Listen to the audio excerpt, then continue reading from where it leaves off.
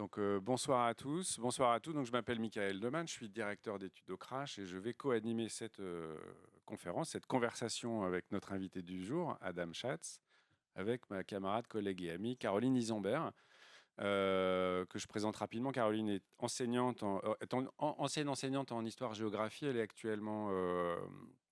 travaille à la direction de la santé publique de la ville de Paris. Elle est surtout membre du comité scientifique du Crash, donc travaille avec nous depuis plusieurs années. Elle a été invitée ici en 2018 comme conférencière pour son travail de thèse sur la santé des étrangers malades et le rôle des associations dans les années 80. Donc elle a travaillé beaucoup sur MSF et MDM. Et on a le même intérêt tous les deux pour Fanon, et on s'est dit que ce serait intéressant d'animer cette discussion ensemble. Adam, pour le coup, est journaliste, il est américain, new-yorkais, de Brooklyn, parfaitement francophone, ce qui permettra d'alterner ses interventions en français et en anglais. Adam est journaliste, il est rédacteur en chef de la London Review of Books pour les États-Unis, et un collaborateur régulier pour des revues que vous connaissez, le New York Times Magazine, le New Yorker, la New York Review of Books aussi, j'en passe, bien d'autres. C'est aussi un professeur invité au Bard College, donc il est également universitaire. Euh, on se connaît, Adam, depuis quelques années, donc c'est aussi un ami. Et quand il m'a parlé de ce livre, on a assez vite conclu que ce serait intéressant d'en partager la diffusion avec vous ici à MSF. Adam travaille beaucoup sur le Moyen-Orient depuis très longtemps. Il travaille sur l'Algérie. Et au croisement, évidemment, du Moyen-Orient et de l'Algérie, on trouve Fanon. On y reviendra. Adam est un journaliste du monde de la culture. Il travaille aussi beaucoup sur le jazz, qui est une autre raison de nos convergences. Mais ce soir, on parlera sans doute pas beaucoup de jazz, bien que dans le livre, il soit fait beaucoup et régulièrement mention du goût de Fanon pour le jazz. Alors, voilà, pourquoi Fanon? Puisque je disais qu'on s'était retrouvé avec Caroline et avec Adam à se dire que ce serait intéressant de partager ce livre avec vous ce soir. En fait, le livre est sorti en anglais et en français plus ou moins au même moment, au début de cette année, entre février et mars. Vous le trouvez ici dans sa version anglaise, ici dans sa version française, et ici dans sa version américaine. Tous les goûts sont dans la nature. Il y a d'autres traductions qui sont prévues. Adam, hein, tu pourras revenir dessus. Mais à la lecture de ce livre, on a pu constater qu'il y avait un grand nombre de sujets considérables qui semblaient faire écho à l'ère du temps, à nos pratiques à nous, et aussi aux débats qui nous animent, à nos débats internes et aux débats de société. Alors, ces sujets, c'est la médecine, parce que Fanon, et on va y revenir longuement, est un médecin, sur la psychiatrie, parce que Fanon, non content d'être un médecin, est un psychiatre, avec des pratiques extrêmement intéressantes qui font écho à la discussion qu'on peut avoir au sein de Médecins sans frontières. Évidemment, des questions d'identité qui traversent sa vie, beaucoup, ses œuvres, évidemment. Le mouvement décolonial, dont on sait quelle place il prend aujourd'hui, évidemment, dans le contexte de la guerre à Gaza, mais aussi qui traverse les débats internes d'MSF depuis maintenant plusieurs années. Le mouvement décolonial et les questions de violence qui, là aussi, évidemment, sont au cœur des préoccupations et des discussions d'MSF. Et la violence, non pas comme quelque chose d'abstrait, mais la violence, du point de vue de Fanon, comme quelque chose qui produit des choses sur les gens qui la commettent, qui la subissent, et les sociétés au sein desquelles elles ont lieu. Et donc je pense que c'est là aussi où Fanon peut nous aider à décrypter les situations. Alors il se trouve que bon, il est rarement évoqué en France. Dans la sphère francophone, Fanon est peu évoqué, sans doute beaucoup plus, tu le diras peut-être, dans le monde intellectuel anglo-saxon.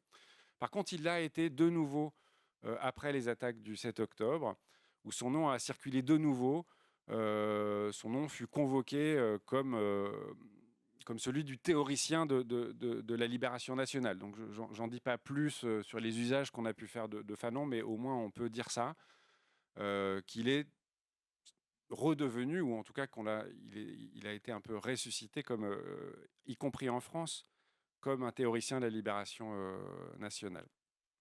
Voilà, donc pour toutes ces raisons, et je le dis assez rapidement pour passer la parole à Adam le plus vite possible, on s'est dit que ce serait intéressant et instructif de revenir sur la trajectoire intellectuelle et militante de Fanon, et de le faire évidemment en compagnie de l'auteur, en bénéficiant d'un de ses passages à Paris. Je conclue rapidement cette introduction en vous disant que ce livre est absolument formidable, en vous conseillant de le lire, de l'acheter, de l'emprunter en librairie, ou de l'emprunter à des amis qui l'auraient déjà lu, ce qui peut arriver. Par défaut, il y a aussi, vous le verrez en faisant des recherches rapides, beaucoup de presse dans la presse anglo-saxonne et aussi dans la presse francophone, des interviews extrêmement intéressantes qu'Adam a délivrées ces derniers mois, qui vous permettront aussi de compléter la discussion de ce soir. Donc voilà un petit peu pour moi. Juste des petites choses techniques assez simples et habituelles. La conférence, elle est en streaming, elle est donc enregistrée, elle est diffusée sur Internet. Ça veut dire que même si la caméra est orientée vers Caroline, Adam et moi-même, il n'est pas impossible qu'elle saisisse des bribes de vos visages. Donc si vous ne souhaitiez que ce ne soit pas le cas, faites-le nous savoir, ou alors sortez du champ. Mais pas de la salle, restez là. Ensuite, cette conférence, comme toutes nos conférences, fait l'objet d'une traduction simultanée. Donc on a 2 interprètes que je remercie à l'arrière. Je vais demander à nos intervenants et à Adam de parler lentement pour leur permettre de faire leur travail de la meilleure manière possible. Je les remercie d'être là, fidèles. C'est souvent les mêmes interprètes qui travaillent avec nous. Et puis un grand merci à Joël aussi, qui ce soir assure la régie tout seul, pour permettre cet événement d'avoir lieu. Voilà. Et merci à vous d'être présents en grand nombre en un jour et de printemps et de manifestation. Je ne pouvais pas m'empêcher. Caroline, je te passe la parole. Peut-être pour commencer, de façon assez simple, je pense que dans la salle, il doit y avoir, des grands connaisseurs de Fanon, mais peut-être aussi des gens qui découvrent. Est-ce que pour commencer, Adam, tu peux nous retracer, l'exercice est difficile, à grands traits, les grandes étapes du parcours de Fanon dans toutes ses facettes? Merci. D'abord, je veux dire un grand merci à Michael, un ami proche depuis longtemps, et à Caroline, que je viens de rencontrer, et à vous de venir ce soir. Fanon est né à Martinique en 1925. Il a grandi à Fort-de-France. À l'âge de 19 ans, il s'est rangé à côté des Forces de France libres. Il s'est évadé de Martinique pour rejoindre les forces de la France libre au Maroc. Il a fait la guerre. Il était blessé. Il a gagné un croix de guerre. L'homme qui lui a donné sa croix de guerre était le général Raoul Salan, qui deviendrait un défenseur de l'Algérie française, un ennemi de Fanon en Algérie. Fanon a étudié la psychiatrie à Lyon après la guerre. Et puis, il a fait un stage, il était interne à l'hôpital de Saint-Alban, un hôpital très innovateur, où François Tosquelles, un médecin catalan qui a organisé les services psychiatriques de la République espagnole, a lancé une sorte de révolution dans la psychiatrie qu'on appelait la psychiatrie institutionnelle ou la socialthérapie. Il y avait aussi Paul Balvet et Lucien Bonafé, qui était un psychiatre communiste. À Saint-Alban, il y avait des psychiatres communistes et les psychiatres trotskistes. En Espagne, ils se seront battus, mais à Saint-Alban, c'était des alliés. Euh, en 1953, un an après la publication de son livre, son premier livre, Peau noire, masque blanc, un livre très pertinent sur le racisme et les effets psychologiques du racisme sur les Noirs, mais aussi sur les Blancs. Fanon a gagné un poste en Algérie, à Blida. Il était directeur de l'hôpital psychiatrique de Blida-Joinville et à peu près 11 mois après qu'il est arrivé en Algérie, la guerre s'est déclenchée et Fanon voulait joindre l'armée de libération nationale, les Algériens, mais heureusement, il n'est pas devenu soldat pour les indépendantistes algériens. Mais il a ouvert une sorte de clinique clandestine où il a traité les soldats blessés algériens, mais aussi les bourreaux, les tortionnaires. Et il a écrit beaucoup sur ce sujet dans son dernier livre, Les Dents et la Terre, en particulier dans le dernier chapitre, Troubles mentaux et guerre coloniale. 3 ans après son arrivée en Algérie, Fanon était obligé de quitter le pays parce qu'il aurait été arrêté par les Français ou peut-être torturé ou même tué. Et au lieu de retourner en Martinique ou de pratiquer la médecine en France, il a décidé d'aller en Tunisie. Et à Tunis, c'était le capital du gouvernement provisoire de la République algérienne. Il est devenu la porte-parole du FLN. Et 2 ans après, il était nommé l'ambassadeur itinéraire en Afrique. Il a passé un an à Accra, il a voyagé beaucoup pour le FLN. Il a écrit un livre, une sorte de sociologie de la révolution algérienne, l'an 5 de la révolution algérienne, qui était publié en 59 et puis confisqué par la police française. Et en 1961, il est mort d'une leucémie aux États-Unis, un pays qu'il a appelé le pays des lyncheurs. Euh, et mais pour vraiment comprendre les travaux de Fanon, et j'ai négligé de mentionner que son chef-d'œuvre, les Dents et la Terre, était publié 2 ou 3 jours avant sa mort à Washington. Euh, il faut ajouter que la vie de Fanon commence en quelque sorte après sa mort parce qu'il était assez connu chez la gauche et dans les cercles des porteurs de valises et les gens qui s'intéressaient beaucoup au sort des anciennes colonies et de l'Algérie et tout ça.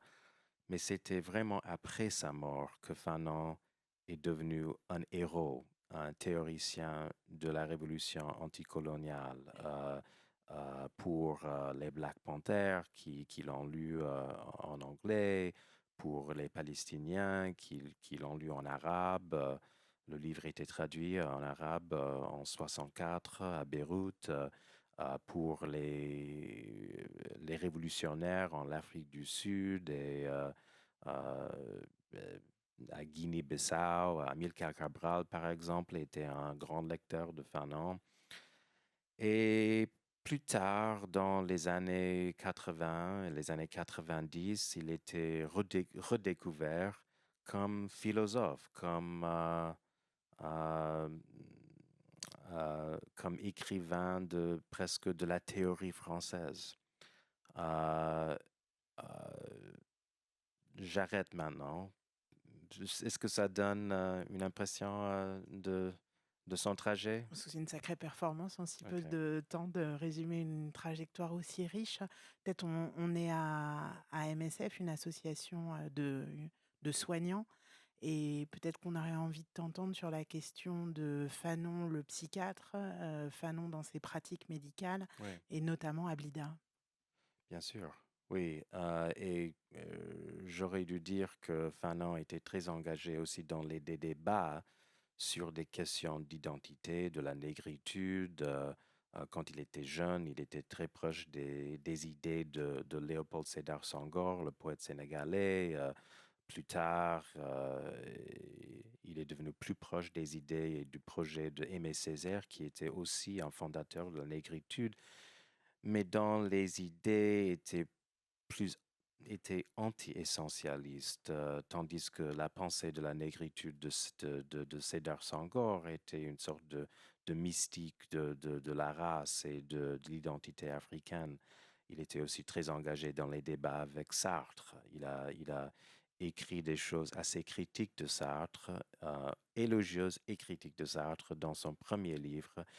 Et on peut dire que Sartre lui-même était très influencé par Fanon. Et comme vous savez, c'était Sartre qui a écrit la fameuse préface des Dents de la Terre.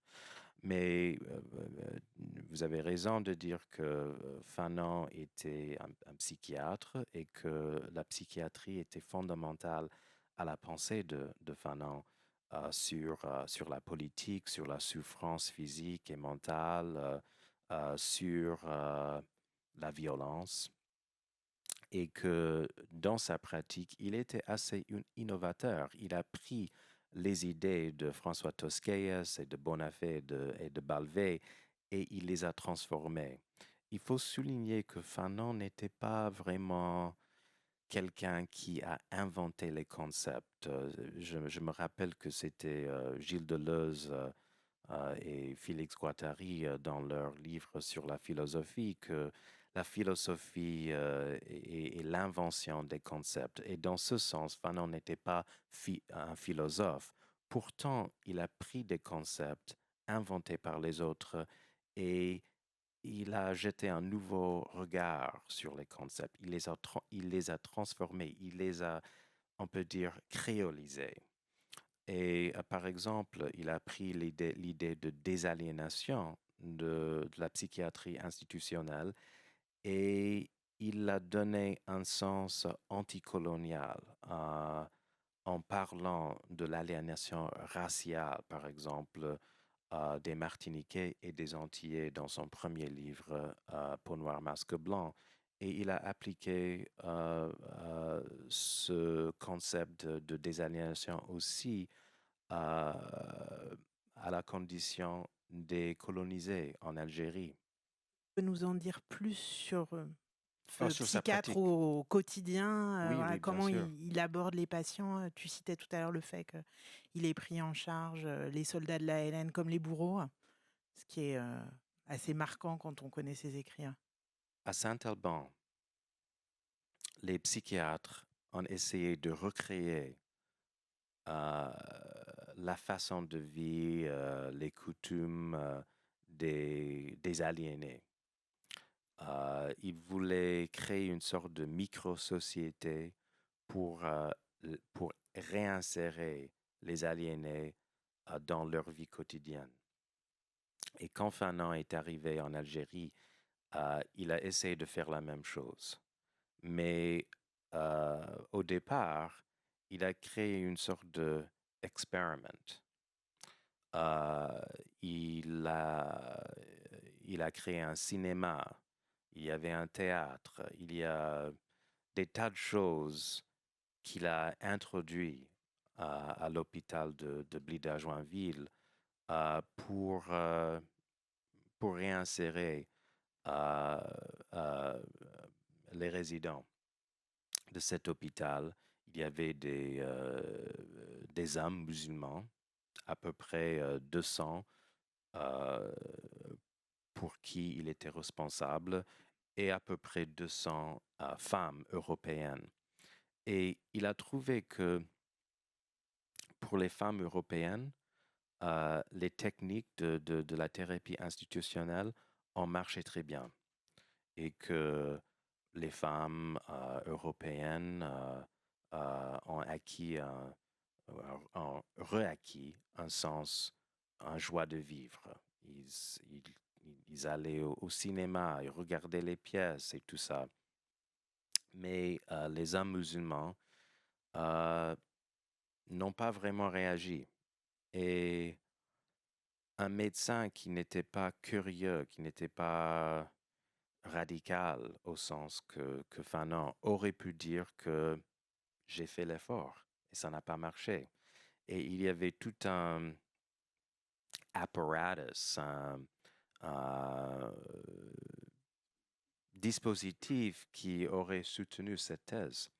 Euh, il faut dire que Fanon n'était pas seulement quelqu'un qui pratiquait la psychiatrie, c'était aussi un critique de la psychiatrie.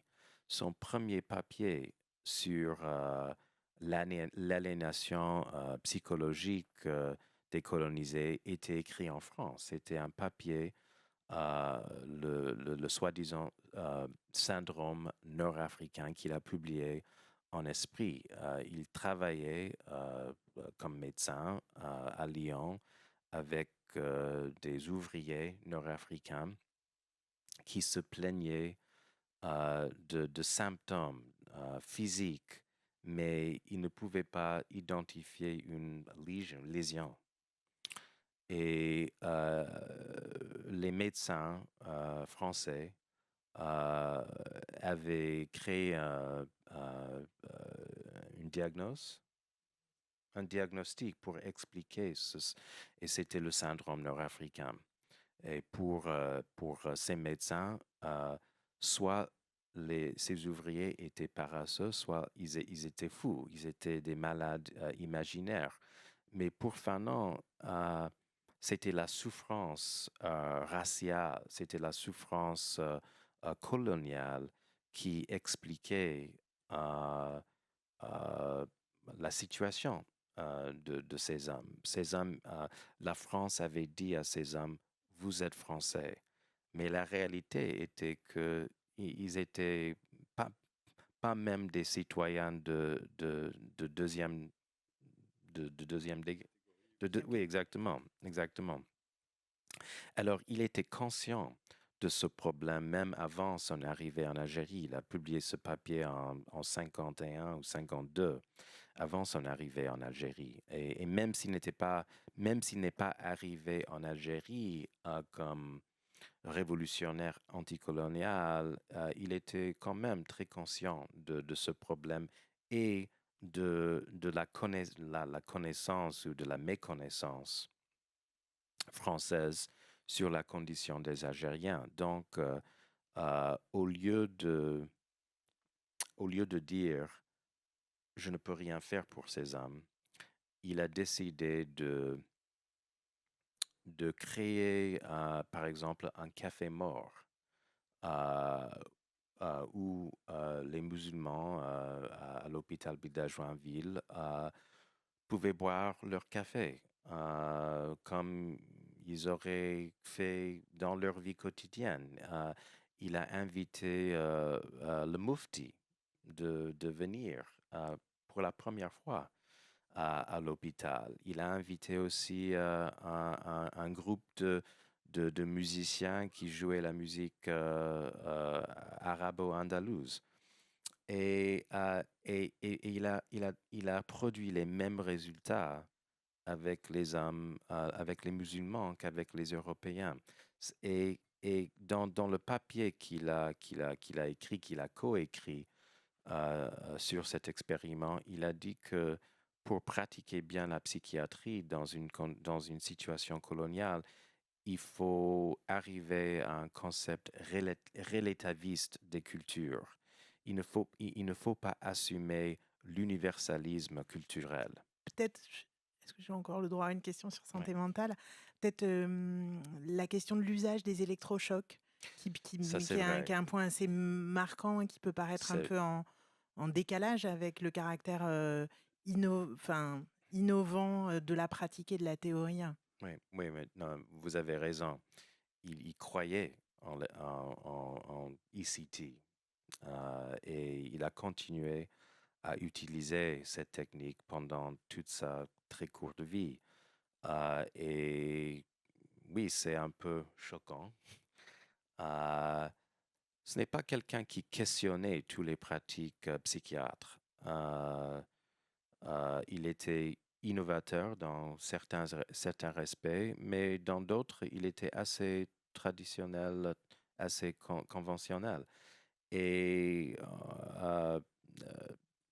Jean Calfa, qui a coédité le volume des écrits sur l'aliénation et la liberté, a suggéré dans un essai que pour Fanon, la violence même était une sorte de thérapie électrochoc.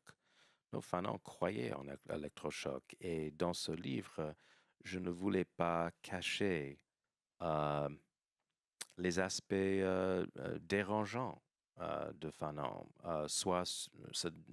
dans sa pratique psychiatre, soit dans ses écrits, soit dans ses décisions politiques. C'était un homme très complexe, parfois un homme troublant, qui a incarné l'avenir de sa discipline, l'avenir politique, mais qui a aussi incarné un passé qu'on a surmonté. Peut-être la question qui est dans le prolongement et qui est une question éminemment centrale, c'est la question de la violence anticoloniale et de sa célébration, justification, explication Mm, par Fanon, qui est certainement l'un des héritages qui a le plus, infusé dans le moment même ouais, et puis, dans les usages de Fanon, ouais, dans les décennies qu'on suivi, hein. ouais. Oui, c'est un mélange d'explication et de célébration. Ce n'est pas seulement la célébration. Et oui, ce n'est pas la question ce n'est pas la question la plus importante, à mon avis, mais on ne peut pas éviter cette question. C'est très important, je suis d'accord. Pourtant, je suis frappé par le fait que quand on parle de Sartre, par exemple, on n'est pas obligé de parler tout le temps de la violence, bien que la préface de Sartre soit beaucoup plus violente que le texte de Fanon. Euh, Par exemple, Sartre écrit dans la préface que pour le coloniser, tuer le colonisateur et euh, oui, de faire exactement, exactement.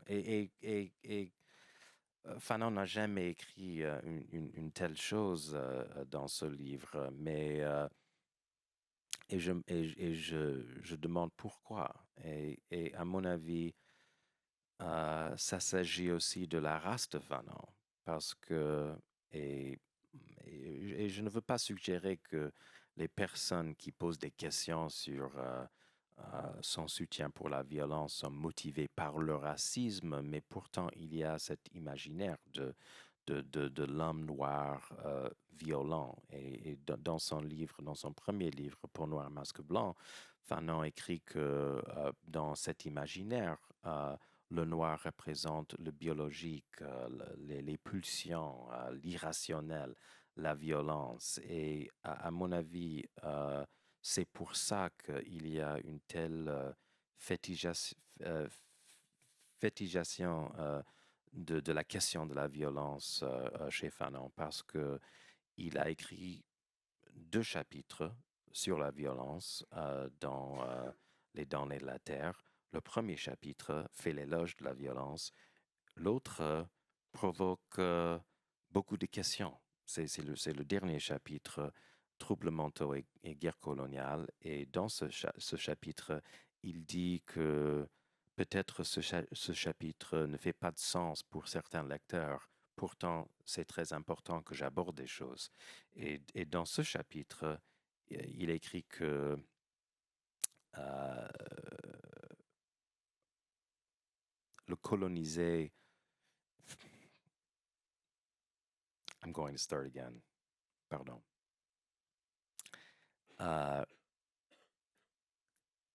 Il parle des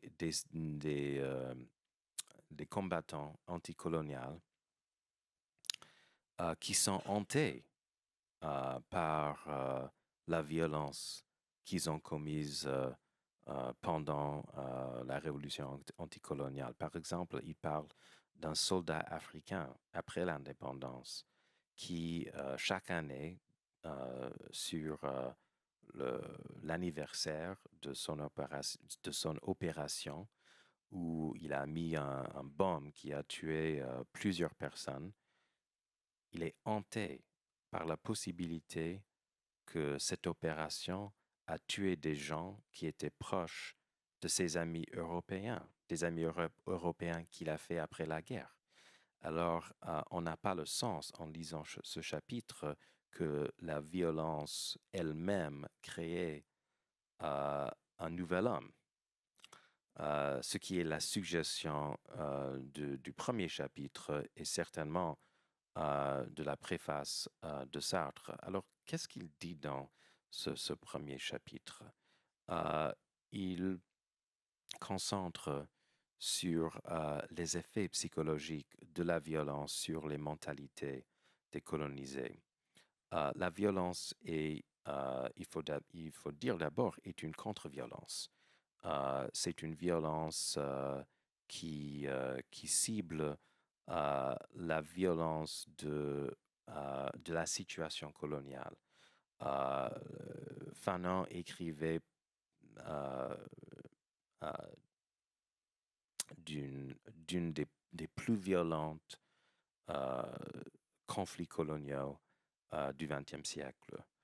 L'Algérie française était la construction de la violence dans les premières 3 décennies de la colonisation, de ce que les Français ont appelé la pacification de l'Algérie, la conquête.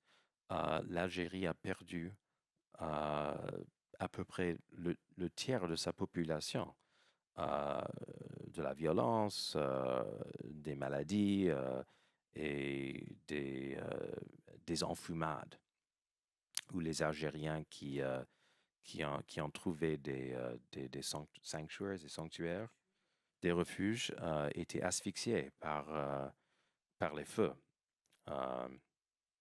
des soldats français. Et les Algériens, comme vous savez, ont essayé de changer la donne par des méthodes pacifiques, par la politique, l'organisation des partis nationalistes. Ils voulaient gagner la citoyenneté française. Il y avait des partis nationalistes libéraux, des partis islamo-arabes, des partis réformistes, et ils ont toujours affronté l'opposition totale des pieds noirs, et le gouvernement français était soit complicite, soit impuissant en face de l'obstination des Européens d'Algérie. Alors, pour Fanon, la violence coloniale, la violence anticoloniale était une nécessité politique, et c'était la décision des Algériens qui ont commencé la guerre le 1er novembre 1954. Pourtant, pour Fanon, les avantages de violence n'étaient pas seulement stratégiques et pragmatiques, les avantages étaient aussi psychologiques.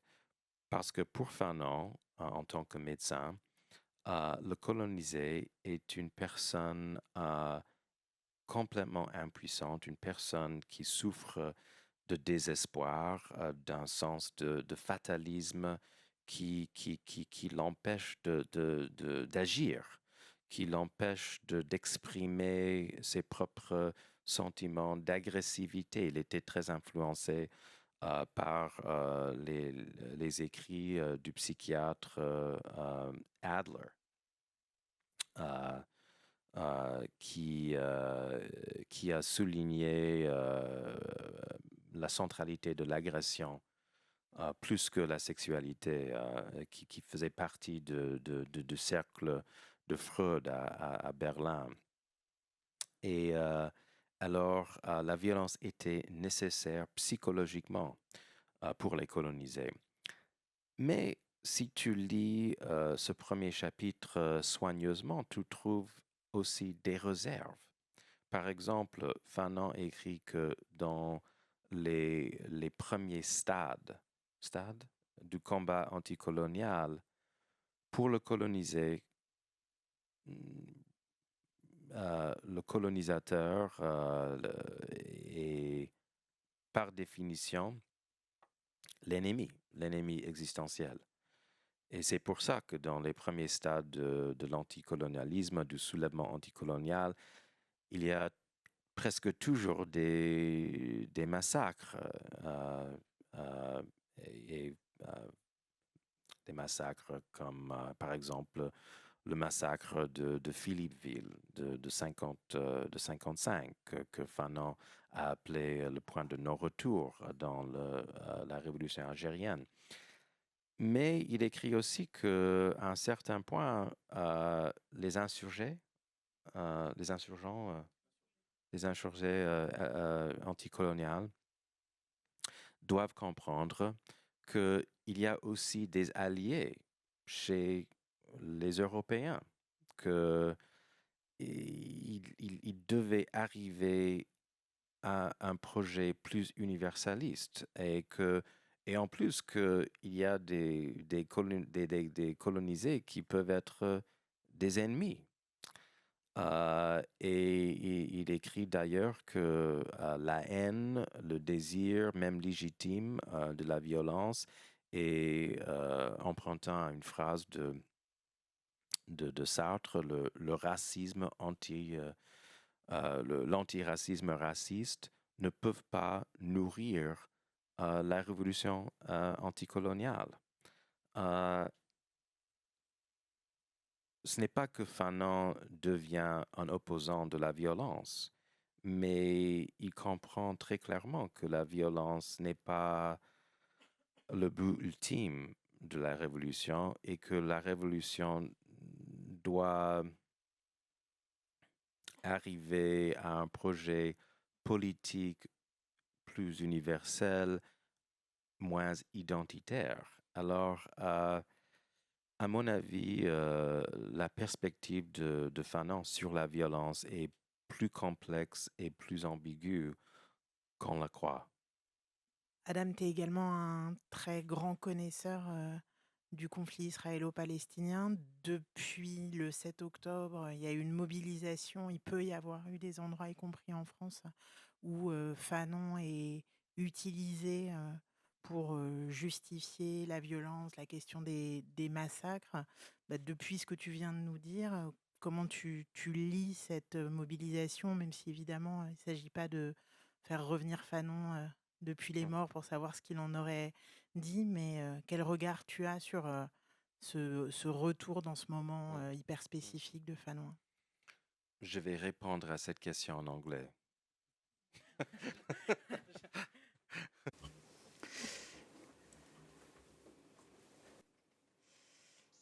Je m'excuse, mais je voudrais pas qu'il y ait de malentendus et être mal compris. Je pense qu'il est compréhensible que Fanon soit invoqué après le 7 octobre. Et de toute évidence, c'était quelqu'un qui soutenait les batailles armées et les attaques du 7 octobre par le Hamas et d'autres groupes armés palestiniens représentaient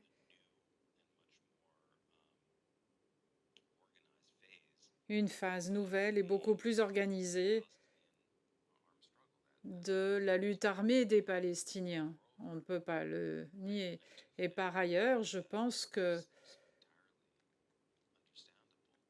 il est complètement compréhensible que après 16 ou 17 années d'étouffement dû au blocus par le déni des droits humains, par la déshumanisation dont les Palestiniens souffrent et les Gazaouis certainement plus que tout autre Palestinien, il y aurait une reprise de la lutte armée. Quant à la forme qu'elle a prise, j'y viendrai tout à l'heure. Mais Fanon a toujours souligné le fait que l'oppression et la violence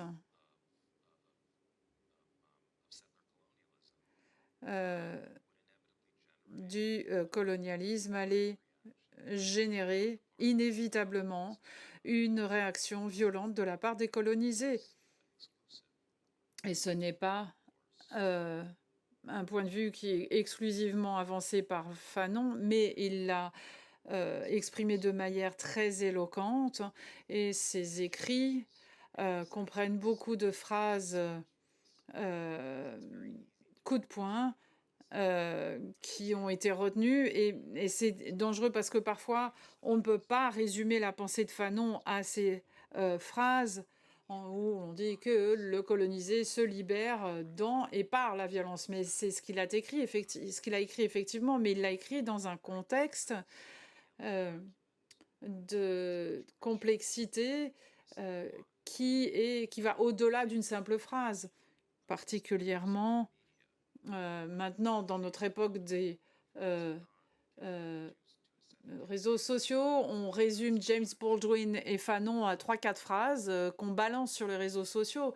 Ça ne m'étonne guère, mais en même temps, je comprends pourquoi la plupart des Palestiniens, particulièrement dans les premiers jours après le 7 octobre et avant qu'il apparaisse clairement que le 7 octobre avait supposé des atrocités massives contre les civils, on peut aussi un peu comprendre pourquoi certains Palestiniens trouvaient ça extatique parce que quelqu'un avait agi. C'est terrible de le dire, mais c'est quelque part une réaction humaine normale dans une situation anormale que vivent les Palestiniens. Fanon a dit que le colonisé est un homme persécuté qui rêve constamment de devenir celui qui va persécuter. Et ce qui s'est passé le 7 octobre, c'est que les persécutés sont devenus les persécuteurs. Dans la mesure de ce que l'on sait, jusqu'au point où ils ont filmé les atrocités qu'ils ont commises pour en faire la publicité et pour susciter peur, angoisse et consternation dans la population israélienne.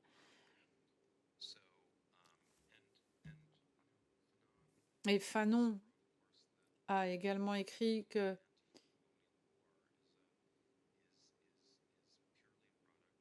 la vérité dans les guerres anticoloniales n'est jamais que le produit de la politique, et ce n'est pas uniquement ce qui se passe, mais c'est surtout comment les choses sont interprétées par les deux forces dans des situations extrêmement manichéennes. Et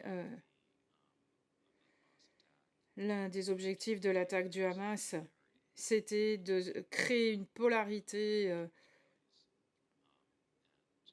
absolue entre les Palestiniens et les Israéliens et de dire maintenant le seul langage qui va marcher, c'est celui de la force. Et comme il y a eu une sorte d'euphorie immédiatement après l'attaque parce que pendant longtemps, les Palestiniens ressentaient que les autorités palestiniennes n'étaient pas légitimes, mais qu'elles étaient corrompues, qu'elles étaient le gendarme d'Israël et qu'elles n'ont rien fait pour faire avancer leurs aspirations nationales et que le Hamas apparaissait comme étant le seul groupe qui allait euh, entrer dans la bataille et que les moyens pacifiques avaient échoué. Euh, avec les pratiques de sécurité, avec les autorités israéliennes n'avançaient pas. Il y a eu les boycotts. On a eu un effet limité des critiques émises contre Israël. Et ceci dit, maintenant, je ne voudrais pas laisser à croire que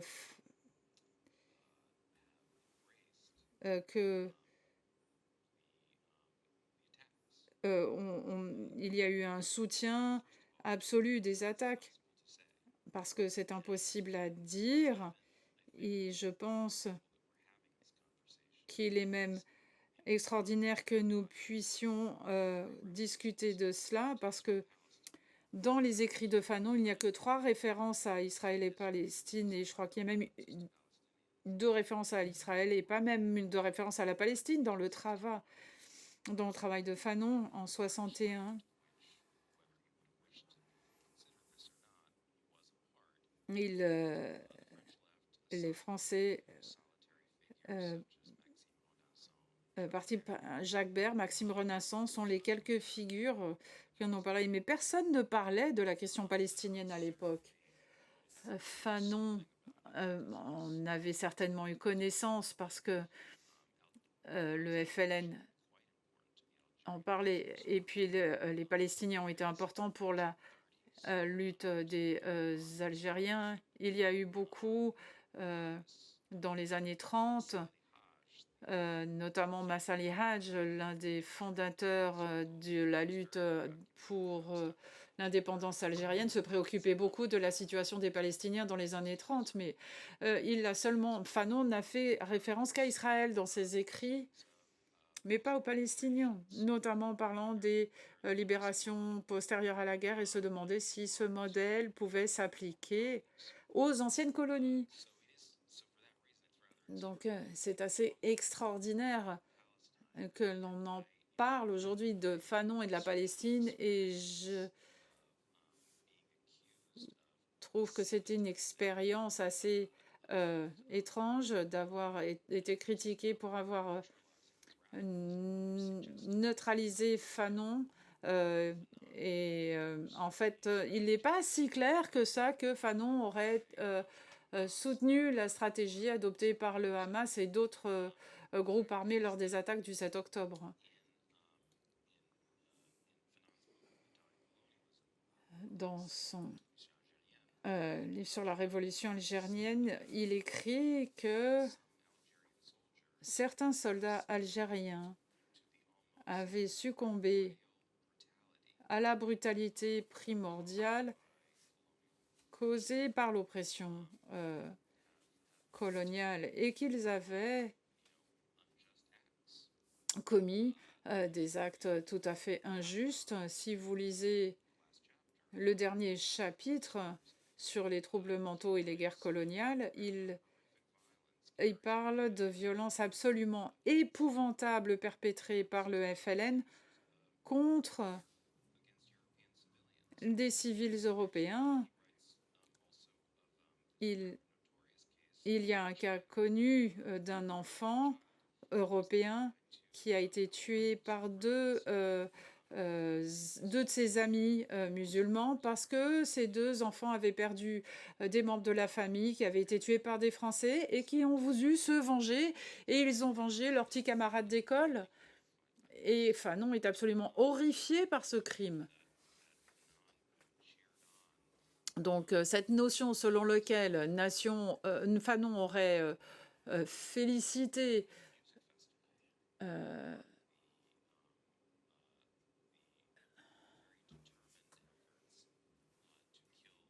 les efforts de ces Palestiniens de tuer des personnes dans les kibboutz et à ce festival de musique. Je pense que pas qu'il aurait été heureux de cela. Je pense qu'il aurait diagnostiqué la situation et aurait considéré l'attaque initiale sur les militaires comme un acte légitime de lutte anticoloniale, mais je ne suis absolument pas convaincue, fort de la recherche que j'ai effectuée sur Fanon et de mes lectures, qu'il aurait approuvé les atrocités qui ont été commises sur des civils le 7 octobre 2023. On ne le saura jamais. Et il peut y avoir une marge d'interprétation, mais les écrits de Fanon ne sont pas cohérents non plus sur cette question de violence. Marie-Jeanne Manuelan prenait ses notes, ses dictées. Il a eu très peu de temps pour relire ce qu'il avait écrit. Il était un chantier en lui-même. Constamment, il revenait sur ses idées. Et donc, il faut... il avait 36 ans lorsqu'il est décédé. Donc, ses idées n'étaient pas forcément complètement abouties et ce n'était en mettant Sartre de côté. Il ne voulait pas être un modèle de pensée, de réflexion.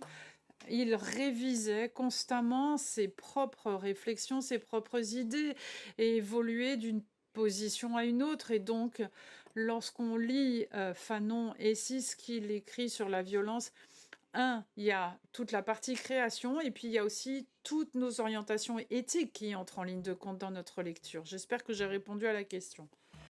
Merci beaucoup, Adam. On va passer la parole à la salle tout bientôt.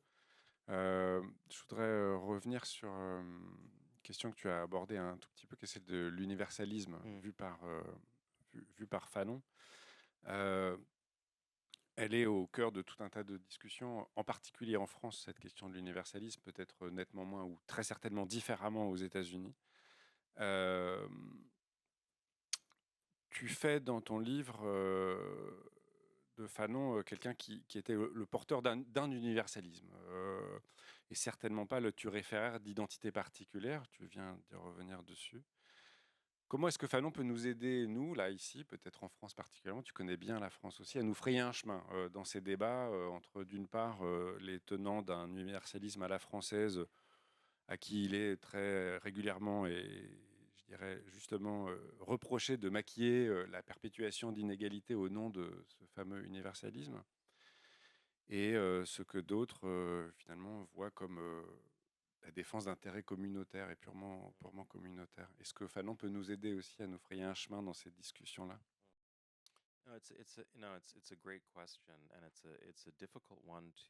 Oui, c'est une très bonne question. Il est difficile d'y répondre parce que je pense quand même que Fanon était tenant d'un universalisme radical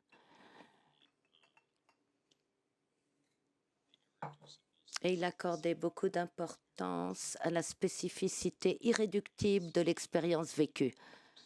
Et l'expérience vécue de différents groupes, par différents groupes au sein d'une population est très distincte, spécifique et doit être comprise selon ses propres termes. Fanon ne faisait pas partie de ceux qui arguaient que la manière de vaincre l'héritage du racisme et du colonialisme était d'éviter d'en parler et de faire référence à, vous savez, cette notion de cécité face à la couleur de la peau, par exemple. Non, ce serait ridicule. Et à sa manière, Fanon était un moderniste. Je ne sais pas si c'est au sens européen qu'on peut l'entendre, on peut en débattre.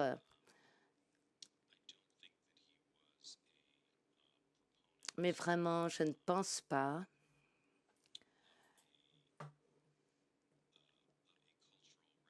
qu'il ait été partisan d'un relativisme culturel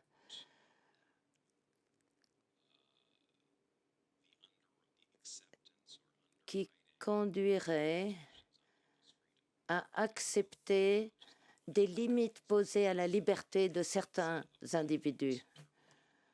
Je pense que cet essai qu'on appelle l'Algérie dévoilée en anglais,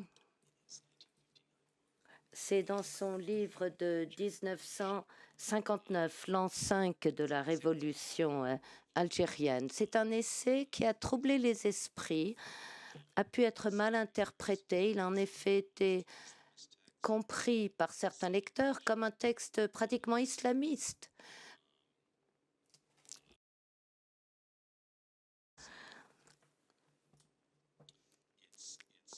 Alors qu'en fait, c'est un essai sémiotique sur le changement de signification du voile islamique au cours d'une lutte anticoloniale.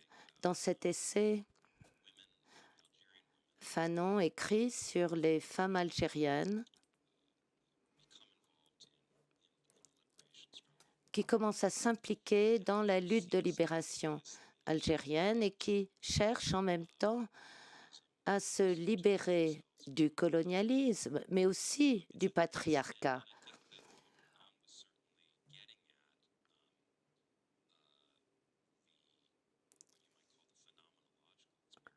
Ce que Fanon visait, c'était l'expérience phénoménologique de ces femmes dans le combat. Beaucoup de ces femmes étaient convaincues qu'elles se délivraient, qu'elles se libéraient d'abord comme des sujets femmes avant que comme algériennes colonisées. D'autres femmes algériennes avaient rendu hommage à Fanon justement pour avoir compris la nature de leur participation à la lutte. Dans cet essai, donc, Fanon écrit sur ces femmes qui, pour la première fois, enlèvent leur voile, s'habillent à l'européenne, quittent la Casbah et vont dans les villes européennes, alors soit pour y placer des bombes, ou remettre des messages clandestins à des combattants. On leur assigne des tâches à ces femmes et elles se rendent dans les grandes villes. Il emprunte à Merleau-Ponty une expression qu'il reprend pour ces femmes qui acquièrent un sens nouveau de la liberté à se déplacer seules, sans voile, dans ces villes européennes, mais aussi en s'acquittant de ces missions très dangereuses. Et puis, plus tard, au cours de la lutte, les femmes algériennes se sont remises à porter le voile. Et la toile de fond à ce changement, au retour au Haïk, c'est la cérémonie du dévoilement auquel se livraient les militaires français dans les rues d'Alger en 1958.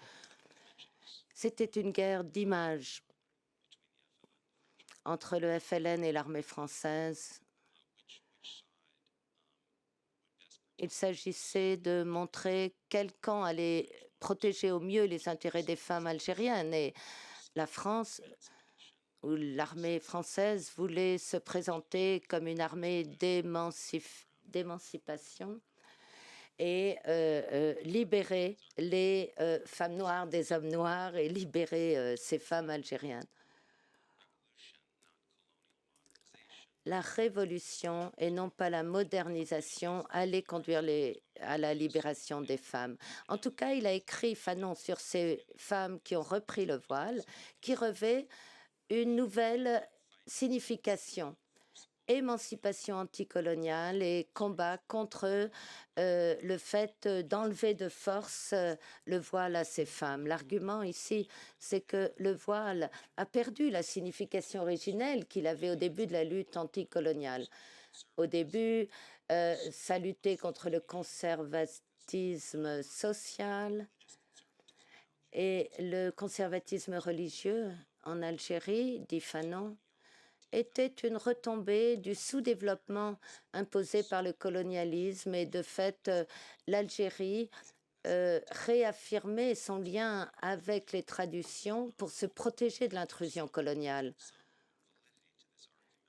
Cet argument peut être entendu, bien que Mohamed Harbi, l'historien algérien, s'y oppose.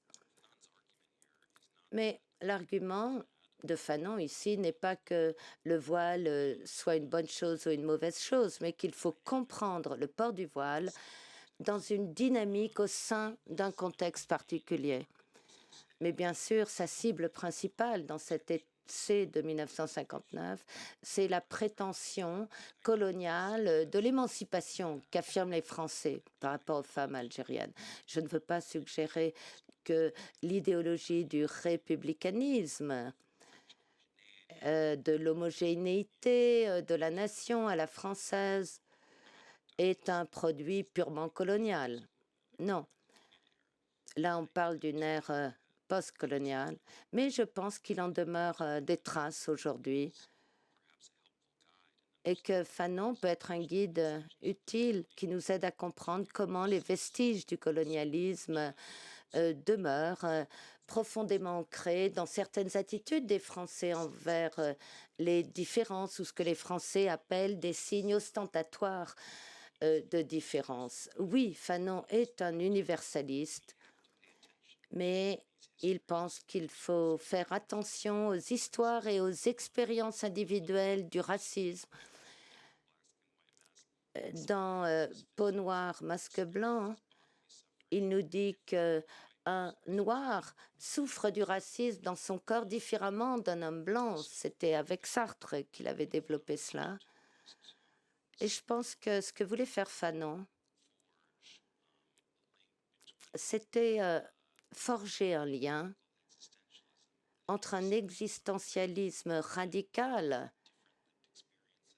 qui met en avant ses expériences vécues d'oppression et mêler ça à l'aspiration à un nouvel universalisme qui ne serait pas contaminé par les prétentions colonialistes de l'ancien monde. Merci Adam, c'était vraiment très intéressant. Enfin, tu m'as piqué ma question, donc enfin ma première question en tout cas, parce que j'en ai quelques autres. Effectivement, je trouve que la question de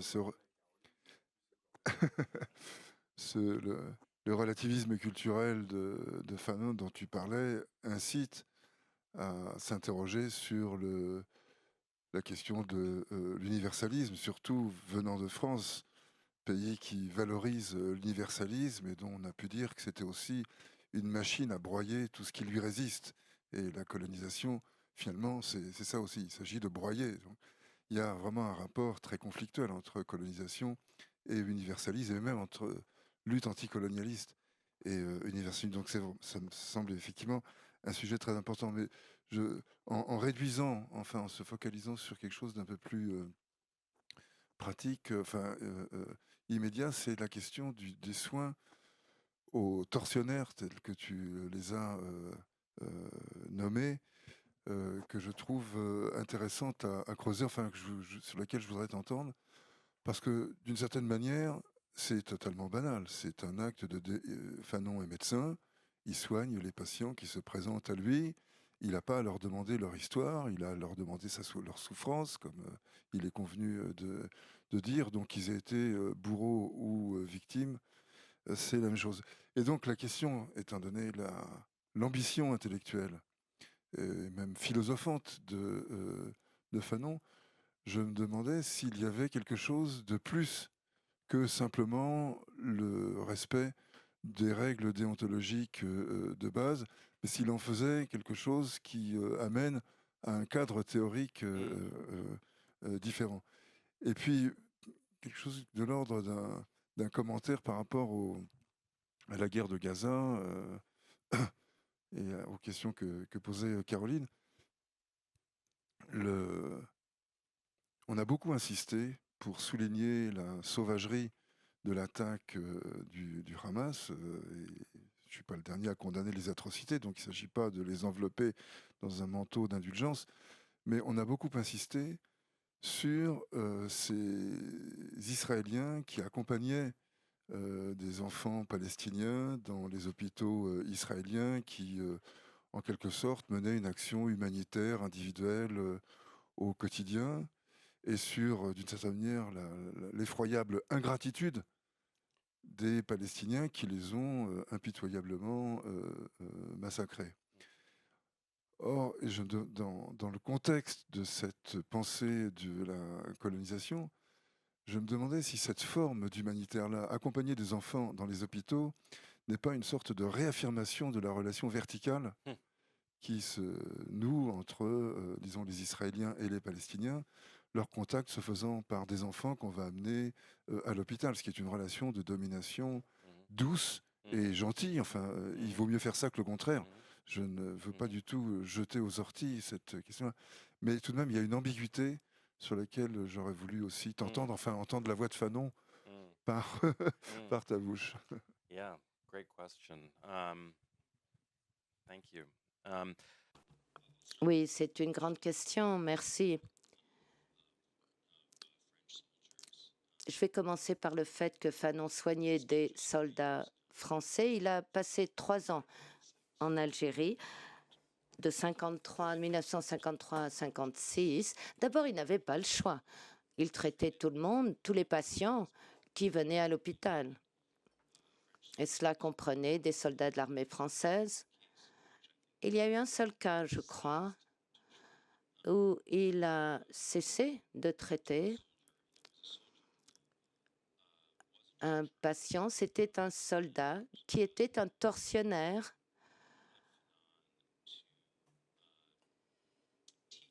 et qui voulait que Fanon lui apprenne comment il pouvait continuer à pratiquer ses tortures sans en souffrir, sans souffrir des conséquences psychologiques pour lui.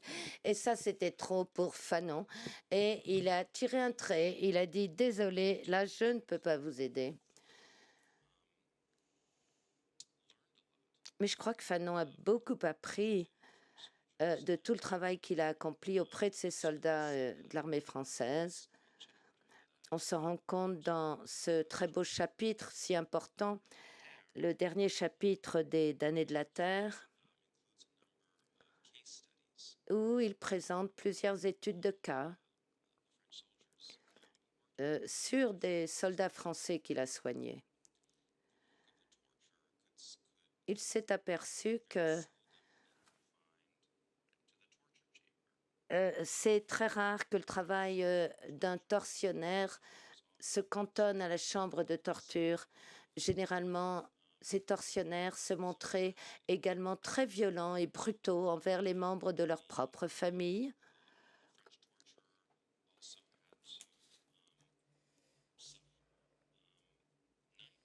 Et les tortionnaires français, à cause des tortures qu'ils avaient infligées, souffraient de beaucoup de cauchemars, comme le constate Fanon. Alors, il y a peut-être des gens qui sont plus aptes à établir, à dresser des murs, à séparer, à compartimenter leur vie. Mais sur cette question, Fanon était tout à fait cohérent avec les écrits d'Aimé Césaire, l'homme qui était en quelque sorte son mentor, un de ses mentors. Le discours sur le colonialisme de Césaire insiste sur l'impact du colonialisme sur les colons aussi bien que sur les colonisés. Il a montré que la véritable horreur du colonialisme réside dans cette incroyable licence qu'on donne aux colons d'exercer leurs plus bas instincts. Et selon Césaire, cela a forcément un effet boomerang. Il a fait un lien entre la pratique du colonialisme et les pratiques des nazis. Le nazisme, pour Césaire, était une forme de colonisation interne où les nazis appliquaient des méthodes que les Européens avaient utilisées dans les colonies à Madagascar et ailleurs. Donc, je crois que Fanon a tiré un enseignement très utile et intéressant de cette expérience. Il ne se contentait pas d'accomplir son devoir. Il a beaucoup réfléchi à tout cela. Et puis s'est intéressé au plaisir que pouvaient prendre les tortionnaires à leur travail. Il a parlé de l'exhibitionnisme de la violence coloniale. Ce n'est pas qu'une violence stratégique, mais aussi très expressive. Il s'agissait de montrer aux colonisés, vous devez savoir où est votre place. Donc il a beaucoup appris de ses rencontres avec des soldats français tortionnaires. Pour ce qui est de votre deuxième question, je serais d'accord avec vous. C'est une forme de domination douce, cette pratique de la charité, emmener les enfants palestiniens dans les hôpitaux israéliens.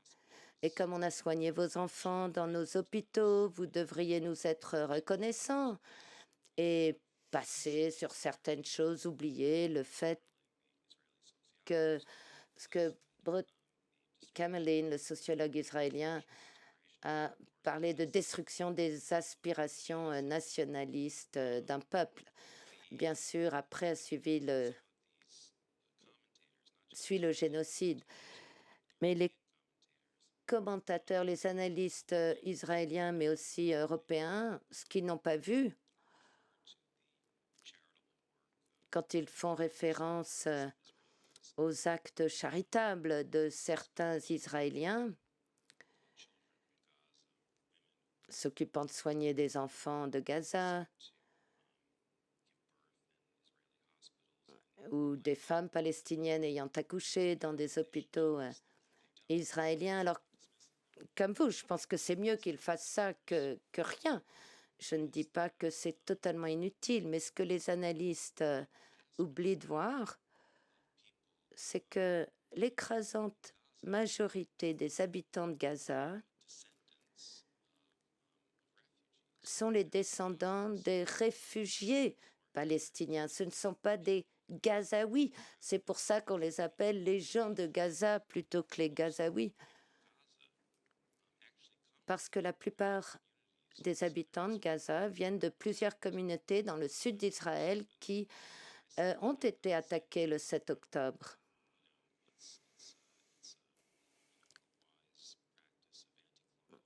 Et je ne pense pas que ce soit une bonne pratique d'anticolonialisme de tuer des gens qui sont en train d'assister à un grand concert et un événement musical. Mais la rage des gens qui ont été cantonnés, contraints à des situations humiliantes et qui vivent côte à côte. Ils étaient du côté de Gaza, mais à côté, il y avait la fête sur des terrains qui leur appartenaient avant, où ils vivaient avant.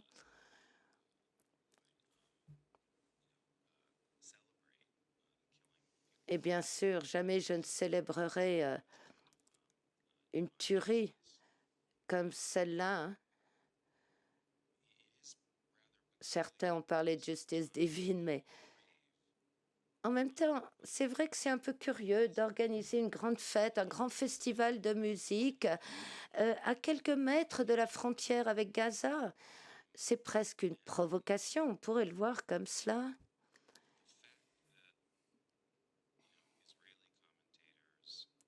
Les commentateurs, les analystes israéliens et ceux qui soutiennent en Occident Israël ne voient pas ça.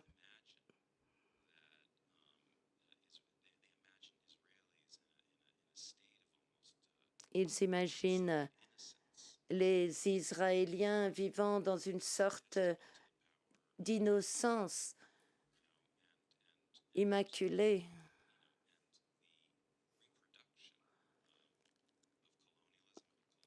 Et la reproduction du colonialisme, de la société coloniale et le fait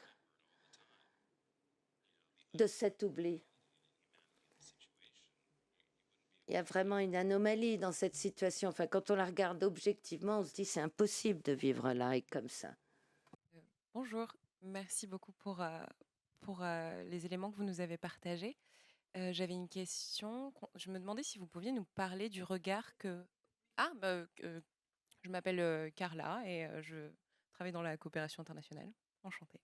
Euh, je me demandais si vous pouviez nous parler du regard que portait Frantz Fanon sur la société martiniquaise, que ce soit avant la Seconde Guerre mondiale, pendant, au moment de la reconnaissance en tant que département français par l'État français. Sure. Merci beaucoup. You know, it's so often, I think, forgotten. Je pense qu'on oublie très souvent que Fanon était martiniquais, un Antillais. Et en fait, c'est absolument essentiel pour comprendre le travail de Fanon. Pas uniquement son écriture, ses travaux sur les sociétés des Antilles et sur la négritude, mais aussi sur sa compréhension de la lutte anticoloniale et la violence. Et tous ses écrits est lié au comprendre des métaphores sur les plantations avec les esclaves qu'il y avait dans les Antilles. Et seul un Antillais a pu écrire Les damnés de la terre. C'est une vision du colonialisme qui est très antillaise, très claire. Il utilise un langage, un vocabulaire dont je ne crois pas qu'un écrivain algérien ou du Moyen-Orient aurait employé. Fanon avait une relation très complexe avec la Martinique. C'est le moins qu'on puisse dire, parce qu'en fait, dans Peau noire, masque blanc, on voit une critique de la société antillaise, tout comme c'est une critique du racisme. Fanon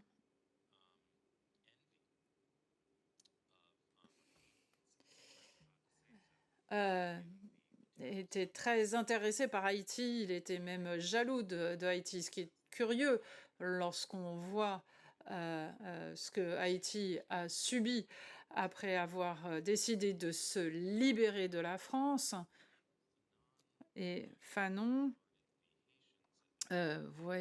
voyait dans les Haïtiens des gens qui s'étaient autodéterminés, qui avaient mené une lutte qui leur avait apporté une véritable liberté. Alors que la liberté des habitants de la Réunion, de la Guyane, de la Guadeloupe, de la Martinique n'était pas la même nature de liberté parce qu'on leur avait donné, ils ne s'étaient pas battus pour l'avoir. Il y a eu le décret de Schellcher en 1948 et c'était une grande tromperie selon Fanon. Maintenant, soyons justes pour les Martiniquais. Il y a eu des révoltes des esclaves, le début de la colonisation de la Martinique, mais Fanon ne les connaissait pas bien. Dans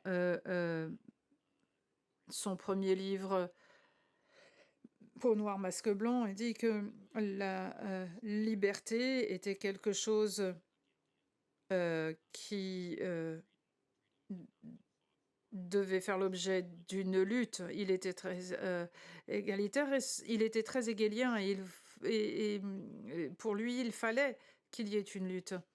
Il parle de la culture de comparaison en Martinique, dans la façon les Martiniquais étaient en rivalité permanente les uns contre les autres. Il parle de la vénération de la blancheur, quelque chose à quoi il a été exposé lorsqu'il était enfant. Et sa mère lui disait qu'il se comportait comme un nègre lorsqu'il se comportait mal. Et c'est quelque chose qui l'a profondément troublé lorsqu'il a grandi. En Martinique, il se voyait en tant que blanc. Pour eux, les Noirs, c'était les tirailleurs sénégalais. son père a invité des tirailleurs un soir à dîner et en fait, il a eu peur au tout début quand il les a vus. Et sa réaction à l'égard des tirailleurs sénégalais était guère différente de la réaction qu'il a connue lorsqu'il était en France dans un train où un petit garçon français a dit à sa mère, voilà un nègre, j'ai peur. Et ce n'est que lorsqu'il est entré dans l'armée française et qu'il a observé la hiérarchie coloniale au Maroc et quand des femmes françaises ont refusé de danser avec lui après la libération.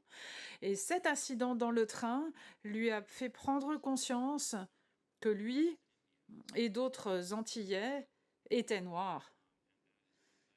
Et c'est ce qui l'a conduit à découvrir la négritude, à Senghor, à Césaire, et qui l'a conduit à écrire Peau noire, masque blanc.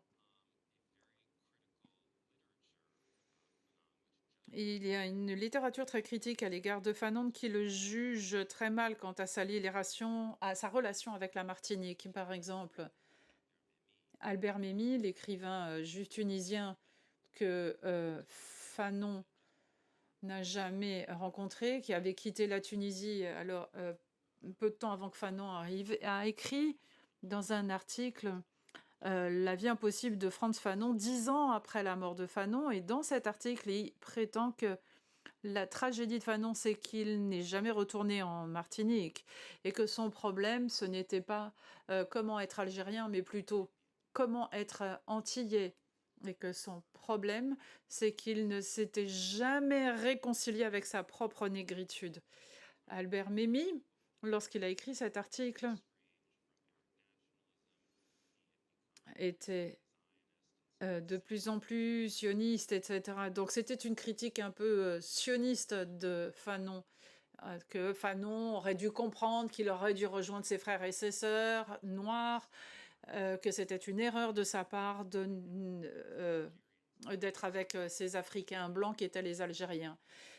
Et cette critique a été reprise par cette nouvelle école de pensée noire, les afro-pessimistes qui représentaient dans des universités américaines et qui voient l'écriture de Fanon après Peau noire, masque blanc, s'écartant de cela. Il aurait dû théoriser davantage sur le fait d'être noir et qu'il n'aurait jamais dû aller en Algérie. C'est une erreur d'imaginer que Fanon a abandonné ses racines martiniquaises lorsqu'il était en Algérie, parce qu'on a des preuves qu'il avait encore des liens, il avait une relation très proche avec la musique de la Martinique. Il jouait de la biguine dans les fêtes. Il parlait de la Martinique avec Marie-Jeanne Manuelan, sa secrétaire. Il lui en parlait souvent. Il citait constamment la poésie de Gontran Gamas, de Césaire, de Jacques Roumain et d'autres écrivains des Antillais. Et les damnés de la terre, c'est pas une référence uniquement à l'international le chant, mais une référence à Romain. Il était très attaché à ses racines, mais il était très déçu en même temps parce que les Antillais, les Martiniquais ne s'étaient pas battus. Et après 1946, ils ont accepté la départementalisation des Antilles sous l'égide de Césaire, qui était son héros, mais avec lequel il avait un désaccord profond finalement, parce que en 1946, il avait travaillé sur la campagne de Césaire, sur la départementalisation, mais il a fini par croire que celle-ci, c'était une nouvelle forme de colonialisme, cette création des départements. Et il a été très enthousiaste lorsqu'il y a eu la révolte en Martinique en 1959. Et à cette époque, il était proche d'Édouard Glissant, le romancier, qui à l'époque, soutenait l'indépendance, bien entendu. Glissant, ensuite, s'est écarté de cette idée de l'indépendance et a développé toute une philosophie qu'ils appellent sur la créolité. Mais à l'époque, Glissant était un défenseur de l'indépendance. J'espère que j'ai répondu à votre question. J'ai une question un peu naïve et un tout petit peu critique aussi. En fait, je me demande pourquoi écrire une biographie de Fanon. Maintenant, pourquoi vous l'avez fait? Il y en a d'autres, des biographies. Et aussi, dans un moment où moi, je trouve qu'il y a un petit risque d'en faire une icône. Et donc, parfois un peu au détriment de la pensée de Fanon, de s'attacher un peu trop à l'homme et à ce qu'il représente. Même si, bien sûr, on ne peut pas, dans le cas de Fanon, séparer sa vie de l'œuvre. Voilà, j'aimerais juste vous entendre un peu là-dessus. No, it's a fair question. It's a good question. C'est une bonne question, mais je pense que, en fait, j'ai des raisons personnelles d'écrire cette biographie. Ma propre écriture, comme Michael le disait, même le jazz.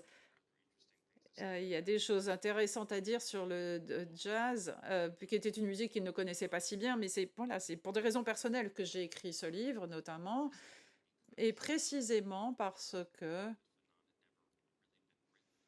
j'ai l'impression qu'en tant que personne, en tant qu'homme, on avait peu écrit sur Fanon. Dans Peau noire, masque blanc, son plus grand désir, c'est d'être perçu comme un homme et pas comme un homme noir, tout simplement comme un homme, un être humain. Et selon moi, aucun autre biographe ne l'avait fait. David Macy a écrit une biographie très soigneuse qui a été également publiée par La Découverte, mon éditeur ici. Et en fait, j'ai relu le livre en 2001, mais c'est un livre assez aride, très... un livre d'universitaire, de chercheur. Fanon n'est pas incarné dans ce livre. Alors, un de ses collègues qui avait travaillé avec lui à Blida en Tunisie a écrit un très joli portrait de lui, mais c'est assez révérentiel. C'est une célébration de la vie de Fanon. Et je n'avais pas le sentiment que l'on rendait justice à la complexité de Fanon, à ses contradictions, aux tensions entre ses pratiques en tant que médecin et son travail en tant que bureaucrate révolutionnaire. Et